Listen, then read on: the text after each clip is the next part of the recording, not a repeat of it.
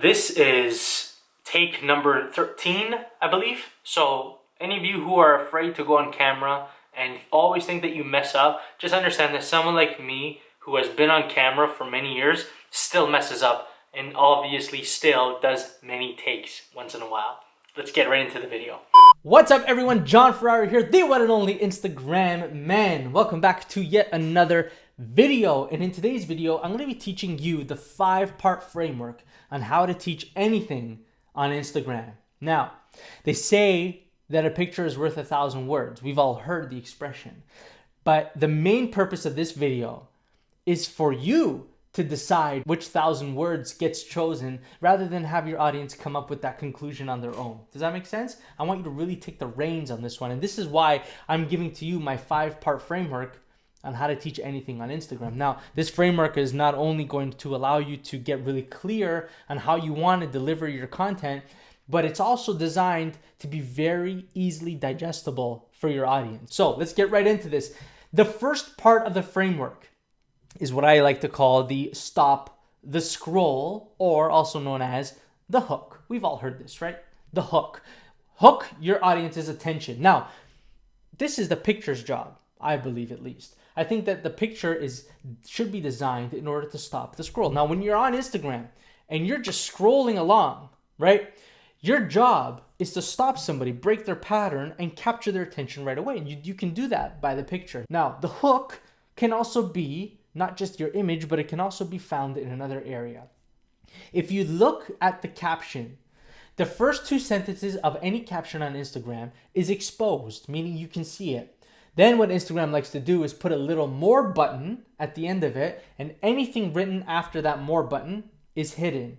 So within those 2 sentences, I want you to write something that's going to grab attention, and not only that, get people to tap on the more button. That's very important. So when you're writing the beginning of your caption, I want you to write it with the intention of getting people to tap that more button. So that's the first part. Once you grab the intention, which I believe is the hardest part, then you can move on to the second part, which is your story. Not just your story, or it could be your story, but a story.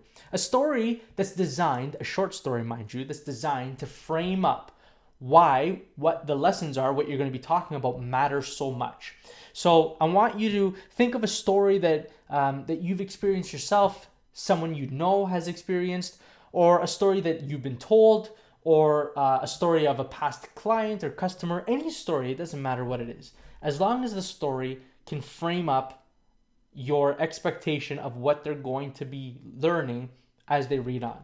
The story is important to not only capture attention, hold attention, but it also shows them why this content matters so much. Part number 3 is your lessons. And usually I want you to keep them between maybe 3 to 5 lessons. Keep it nice and short. And I would love for you to list them in your caption. Now, if you can use any one of my captions as an example, whenever I'm listing anything, I usually write number 1 and I list it. Number 2 and I list it. Number 3 and I list it, right? So keep them in a list format, but keep them also very, very short and straight to the point. The 4th part of this is the summary, which means it just sums everything up.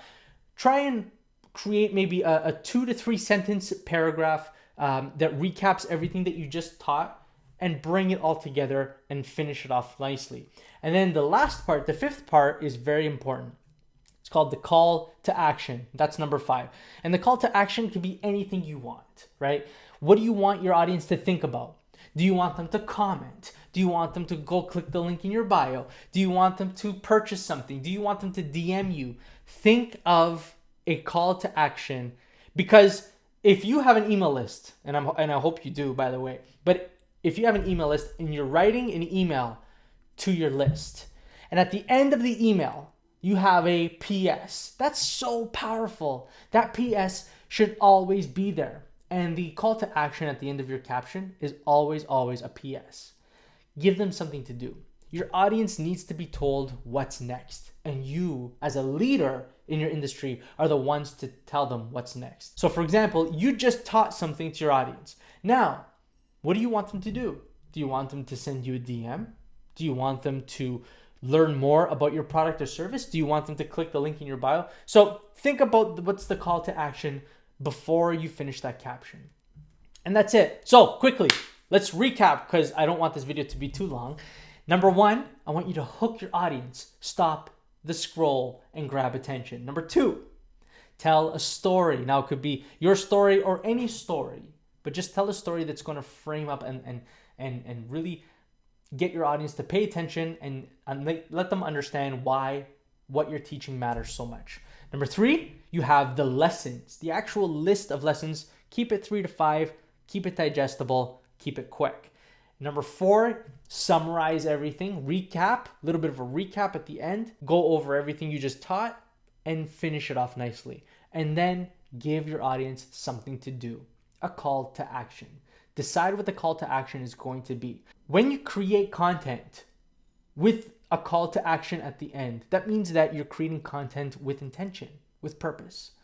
I am going to post today so I can build my list, create more relationships, get more people in my DMs, have more conversations. Whatever your intention is, lead with the intention. Start with the end in mind, work backwards. What's going to be your call to action?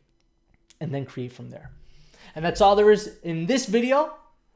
I hope you enjoyed it, and I will see you on the next one.